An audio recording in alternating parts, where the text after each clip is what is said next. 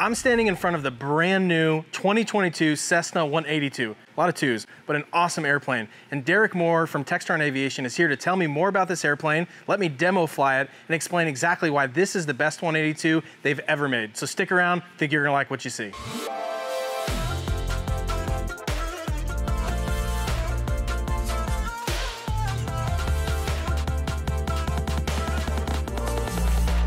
So Derek, tell me a little bit about the average mission profile of the 182. What is it uniquely built to do? Yeah, the 182 does so many things very well. From 4 people with bags on a trip to a destination, it's great for that. You can also put it into a grass strip, a short field, and it can keep up with traffic to land at a bigger airport. It does so many different things so well. That's why so many people usually pick this as a great family airplane. That's why I bought the 182 behind me, is that I figured if this was the first and last airplane that I ever buy, it'll be able to do a little bit of everything. And I don't think the 182 wins in any one category. Like, there are other airplanes that'll go faster or carry more or whatever. But I guarantee you, if you rank the top 5 airplanes in useful load, speed, short field capability, range, things like that, the 182 is probably one of the only airplanes that will be in the top 5 of all of those. You're absolutely correct, and that's why the 182 does so well for somebody's first airplane right after they've learned to fly. Most of the time they've learned to fly on a 172, and the 182 is just such a simple transition. It's just a little bit bigger, it carries more, and it goes just a little bit faster. It's a very, very easy transition. Well, and that was my story. I trained the 172, and then when you get a 182, it feels like a little bigger, a little more grown up 172 with some muscles on it. You're right. It's a joy to fly. It's really easy to fly. So I would love to take a closer look at the 182 behind you. So let's go over there. Let's do it. All right, so we've got the 2022 Cessna 182 Skyline here today, and we've got a beautiful 65th anniversary retro paint scheme on the airplane to celebrate 65 years of the Cessna Skyline. We will start at the front of the airplane where we have the 3-bladed Macaulay constant speed propeller. What's great about the 3-bladed prop is that you've got more prop clearance to the ground. So should you take the 182 onto a grass strip or any kind of environment where you would want more prop clearance, you have that with the 3-bladed prop. On this airplane, we have the Lycoming IO 540 engine that is fuel injected. It produces 230 horsepower, which that equates to about 147 knots true airspeed. You also have a turbocharged option on the airplane that is the TIO 540 engine, and it produces 235 horsepower. A great feature on the cowling as well is going to be your GPU port. The GPU port here on the left side of the airplane, you can plug the airplane in, turn on the avionics, load your databases. You can do any kind of practice loading of flight plans, and set in there for hours. You literally can have this plugged in as long as you would like. Another great thing about the GPU plug is that if you have the Kelly Aerospace air conditioning installed, you'll get a nice little button installed right here on the left side of the airplane that you can simply touch. The AC turns on and starts to cool the cabin without you even having to get in the airplane. Now we're going to talk about the wing of the 182. You have a 36-foot wingspan, which the wing will hold 87 gallons of fuel, which is great because that equates to almost a 900 nautical mile range. You're going to burn about 14 to 15 gallons per hour in the airplane, and that will give you about 6.5 hours of endurance. All of the lights on the 182 are LED, from your landing lights to your nav and your beacon and your strobes. They're all LED, which make them very efficient and bright. We talked about how great the useful load is on the 182, and that brings us to the baggage compartment. You'll notice that we have a very large door to get golf clubs, suitcases into the baggage compartment. The baggage compartment has a 200-pound weight limit. You can get a lot in this baggage compartment. So now we're back to the tail of the airplane, which we talked earlier about the Kelly Aerospace AC system, which is fantastic. But it does eat up about 60 pounds of your useful load. It's housed in the tail behind the baggage compartment, which really helps when you go to flare the airplane. Having that 60 pounds in the back really helps finesse the flare. You'll notice here you've got a scoop for intake air to go back into the compressor. On the other side of the tail, you've also got a vent that's letting air out. One thing that I love about flying the 182 is the electric trim. You'll notice on the tail we have a really large trim tab here. You also have manual trim available if you don't want to use the electric. And then on the tail, you've also got manual rudder trim to help offset your leg work. When you enter into the cockpit of the 182, one of the first things that you'll notice is how much legroom and space that you have. It's a very spacious cockpit. You've got plenty of elbow room between you and the co-pilot. And you've also got great ability to move the seats forward and back to allow plenty of legroom for your passengers as well. The useful load on this airplane is just over 1,100 pounds. The 2022 Skyline is equipped with the G1000 NXi. You'll notice on the left screen, which is going to be your PFD, that's going to be your standard 6-pack. So you're going to have your airspeed, your compass, your altitude, and your artificial horizon right there on that screen. On the right screen, you're going to have your engine instruments, as well as your moving map, plus a bunch of other features like charts and maps, etc. Also new for 2022 is the GI 275 Standby, which you'll notice is really nice down below the two screens. It's fully electric and eliminates the need for a vacuum system. Down in the center console, you've got some convenient cup holders down here, plus bins to store an iPad or a fuel sump, which is really, really convenient to have that right down here in between the two seats. Moving up, you've got your nice fuel selector valve, which is easily accessible, followed by your cow flap handle. So the cow flap is really easy to move up and down to close or open those. In between that, you've got your USB ports. So you've got USB-C and USB-A ports in the cockpit. Moving up from there, you've got both of your trims that we talked about earlier. So you've got your nose up and nose down trim plus your rudder trim as well.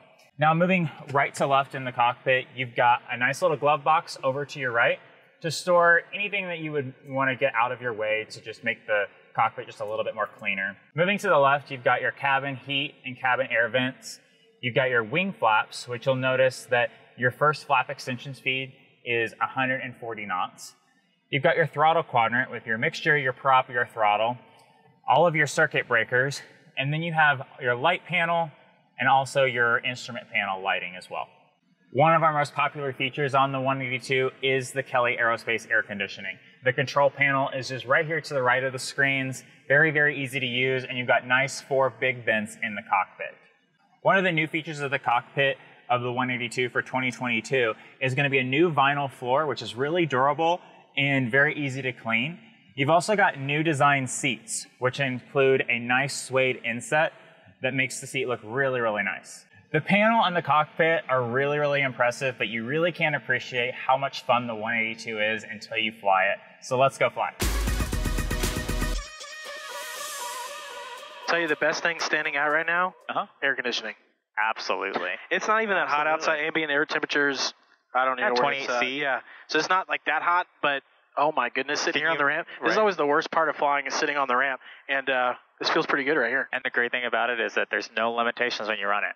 So as soon as the engine starts, bam. You don't turn it off for takeoff? You don't have to turn it off for takeoff. Come on. So it's great. Okay, next thing is going to be our flight plan. So one thing I'm going to show you on the G1000 that I think is super, super cool is the Flightstream 510.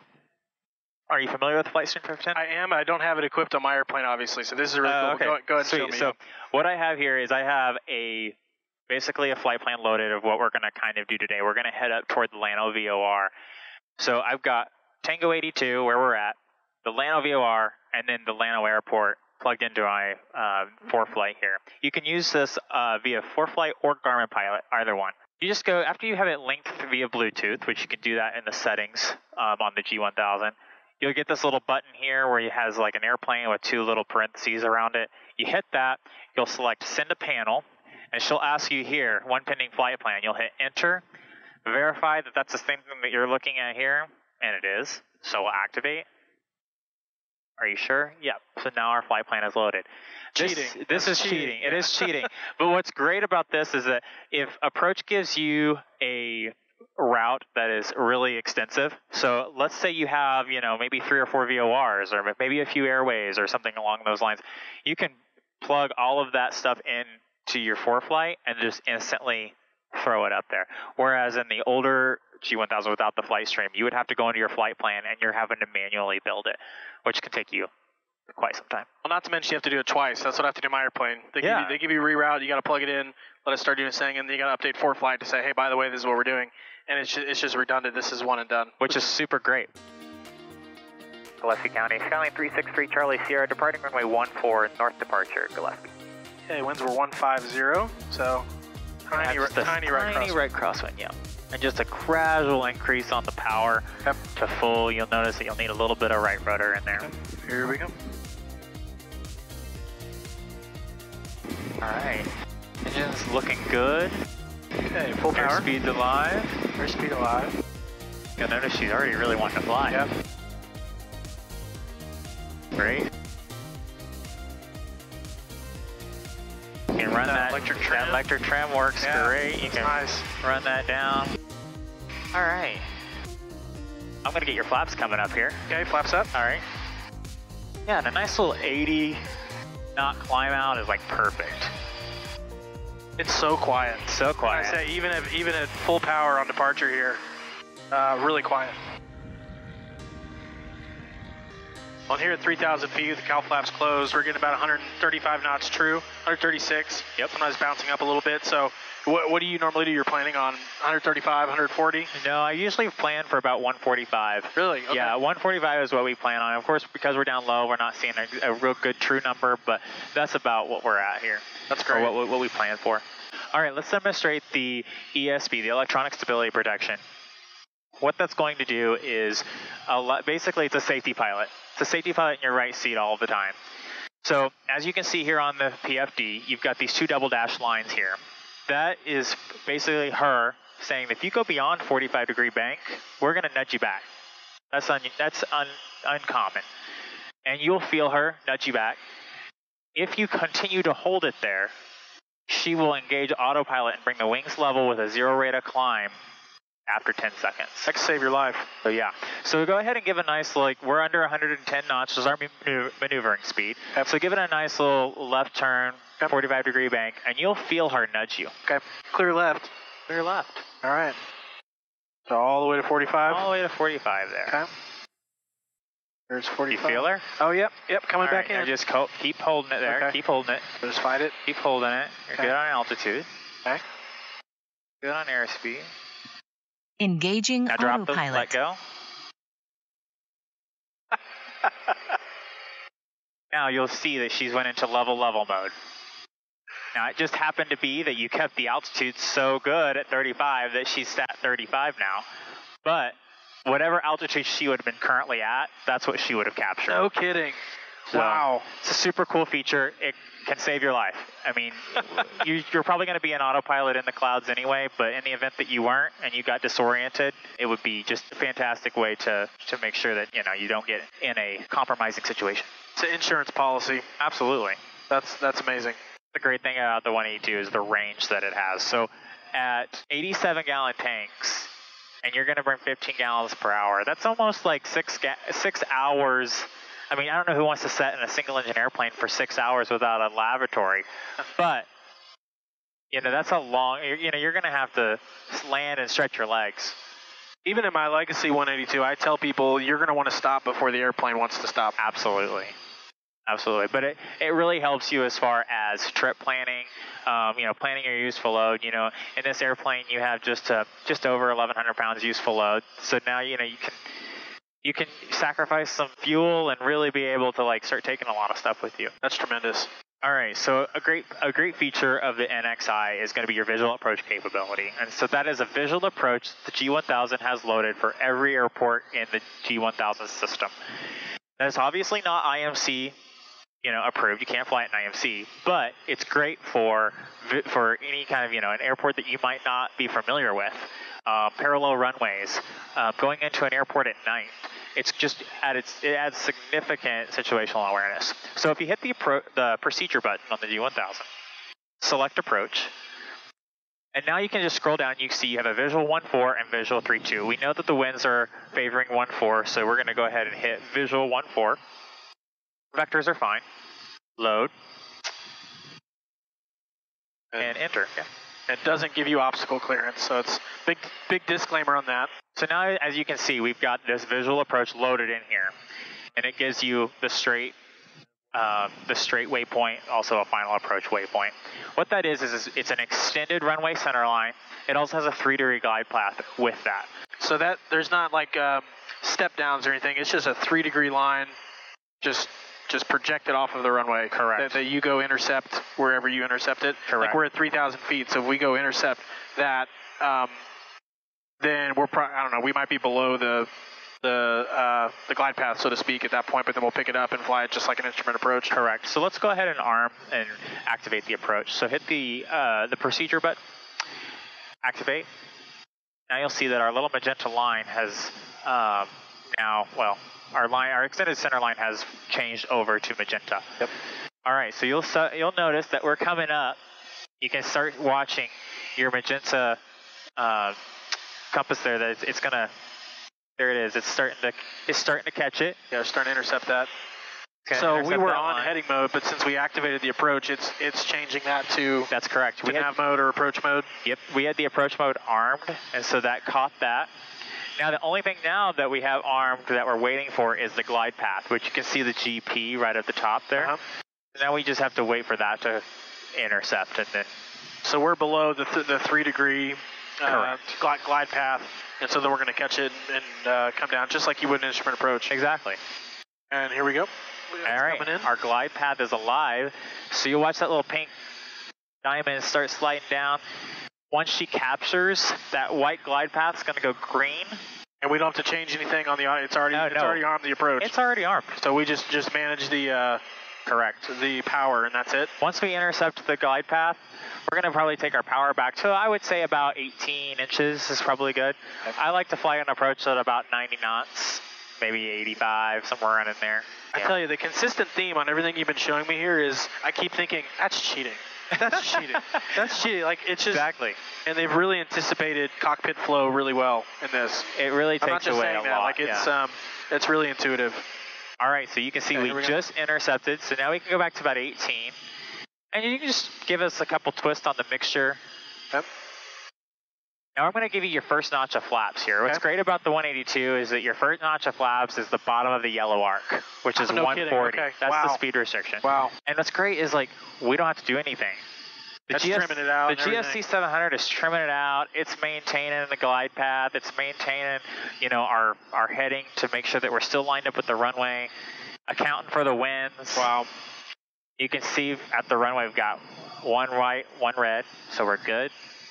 Extension speed of 140 is a big deal. If you're flying around in busy airspace, it's very common for them to say, best forward speed. Right. Till a 3 mile final. Right. So we can go 20 degrees now. Okay, 20 degrees flaps. And you can pull the power back to slow her down just a little bit. And what you're going to feel on the flare here is you're going to feel a heavier nose, right? So you've disconnected autopilot, which is great. Now you're getting a kind of nice feel for it. Yep. The secret to beautifully landing a 182 is to run that electric trim right in the flare. Okay. I'm going to try what you said. We're going to start pulling back on the trim here in the flare. There we go. And greased it. See, I told you. How about that trim? Now you want electric trim on your airplane, don't you? Again, cheating. That's the theme of this airplane. Yeah, you've got a nice 182 foundation. So, well, and I'll tell you, if you can fly, I've flown 172, 182, flown a Caravan a couple times. It seems like Cessna just knows how to build a wing, where it's real consistent. It just flies really naturally. They don't fly wildly different than one another. A 182 just flies like a bigger, stronger, slightly heavier 172. They all feel very similar, and they've just figured out how to make a consistent wing that it's just a real joy to fly. Well, great job. Thank you, Derek. That was a real treat. Absolutely.